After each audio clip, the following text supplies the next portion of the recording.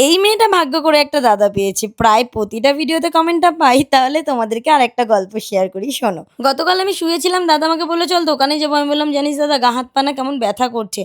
ও আমাকে বলল, "তাহলে কালকে সকালবেলা আগে তোর কাজ হচ্ছে পার্লারে যাবি। ৯০ মিনিটের জায়গায় তুই ২ ঘন্টা কিন্তু মাসাজ নিবি। Full body massage, hair massage নিয়ে তারপরে তুই শপে যাবি।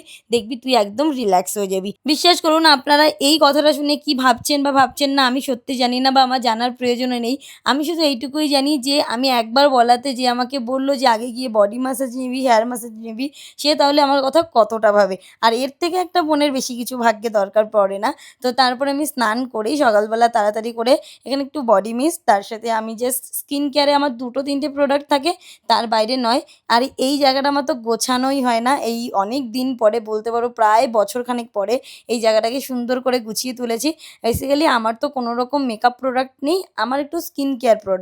আমি একটা টোনার ইউজ করি, একটা সানস্ক্রিন ইউজ করি, একটা লিপ বাম এবং তার সাথে অনেক রকমের বডি মিস্ট। আমার বডি মিস্ট ভীষণ পছন্দের। এই দেখো রেডি হতেই দাদা ফোন করে বলল, "কিরে গেছিস?" তো আমি তখনই বললাম, "হ্যাঁ, চলে এসেছি।" তো প্রায় ২ ঘন্টার একটা সুন্দর বডি ম্যাসাজ নিয়ে আমি শপে গেলাম।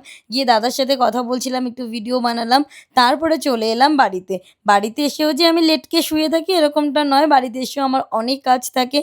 যেরকম এডিট করা, এই যে ভয়েস ওভার দিচ্ছি এরকম ভয়েস ওভার দেওয়া, খাওয়া-দাওয়া, তারপরে একটু রেস্ট নিয়ে আজকে অনেক দিন পরে আমি আর আমার ভাই দুজন মিলে প্র্যাকটিস করলাম। আমি তো সেরকম ডান্স করতে পারি না বা কখনো করিও না।